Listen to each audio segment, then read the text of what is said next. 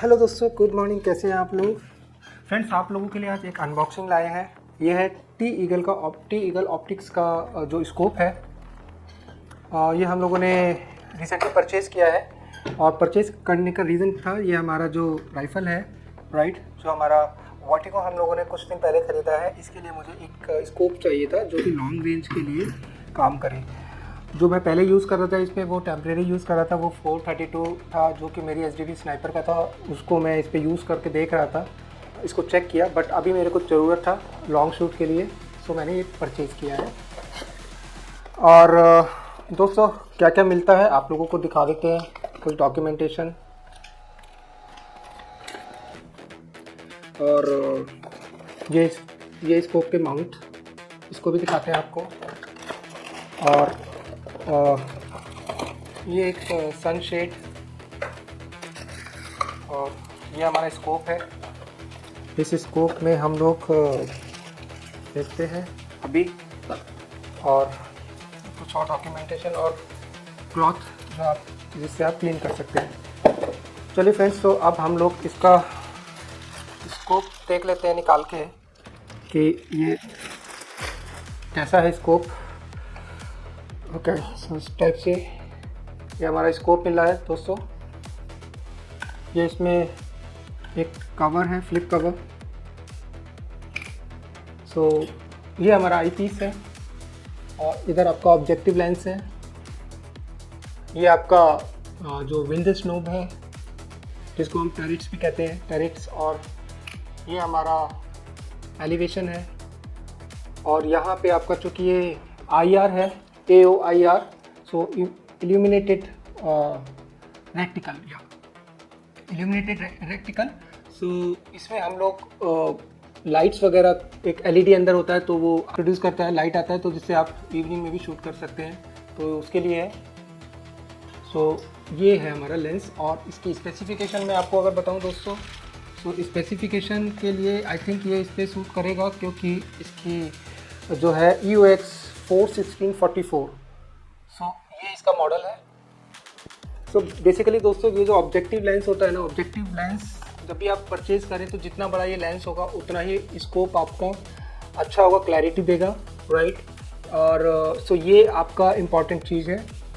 बाकी ये है कि जो चूँकि ये 44 है, सो आई एम एज्यूमिंग कि एक आपको अच्छा वाइट एंगल विड्थ, जो वाइट एंगल फोकस मिलेगा और क्लैरिटी ठीक होगा। सो इसमें जो मैं आपको दिखा देता हूँ, जो इल्यूमिनेटेड रेक्टिकल जो मैं बोल रहा हूँ, इल्यूमिनेटेड रेक्टिकल, सो कुछ इस टाइप से आपका, आप लाइट वगैरह देख पा रहे होंगे अंदर, इस टाइप से आपको दिखता है। ओके, सो फ्रेंड्स, ये जो है हमारा SFP लेंस है, SFP स्कोप है। जो SFP स्कोप पे क्या होता है बेसिकली, जो इसका रेक्टिकल है, ये आपका जूम इन जूम आउट के टाइम पे बड़ा या छोटा नहीं होता है, ये आपका फिक्स रहता है। बट जो दूसरा स्कोप होता है FFP, right, first focal plane, ये है आपका सेकेंड फोकल प्लेन, राइट।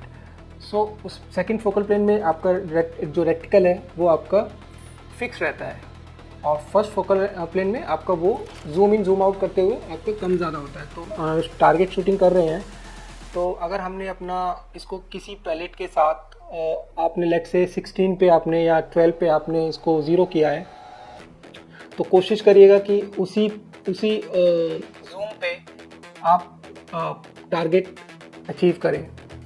क्योंकि अगर आप उसका जूम इन, या जैसे आप 10 पे मूव करते हैं, 16 पे मूव करते हैं, तो वहाँ पे आपको वो pure pellet to pellet accuracy नहीं मिलेगा।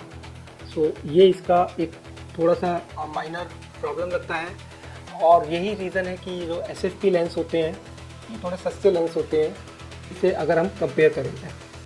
सो ये इसका बेनिफिट है। और बेनिफिट तो यही है कि बहुत मतलब आपको एक सस्ता स्कोप मिल जाएगा, और ये आपसे आपको पैरेलक्स सेटिंग के लिए, जो आप देख पा रहे हैं ये जो मूव कर रहा है, यहाँ पे आप इसको एडजस्ट करके आप अपनी आइज़ के अकॉर्डिंग जहाँ पे आपको क्लैरिटी मिलेगी वहाँ पे आप इसको एडजस्ट कर सकते हैं।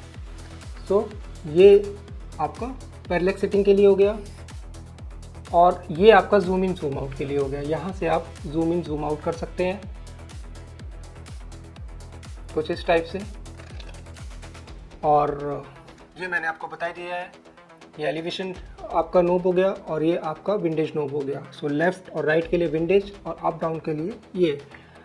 सो दोस्तों अब हम इसके साथ कुछ वीडियोस बनाएंगे, इसका एक्यूरेसी देखेंगे, इसको यूज़ करके कैसा हमारा टारगेट शूटिंग रहता है और क्या एक्यूरेसी आता है, और आप लोगों के साथ शेयर करेंगे जल्दी। आपको कोई सवाल हो तो आप ज़रूर बताइएगा, जो नॉलेज होगी वो आपके साथ शेयर की जाएगी।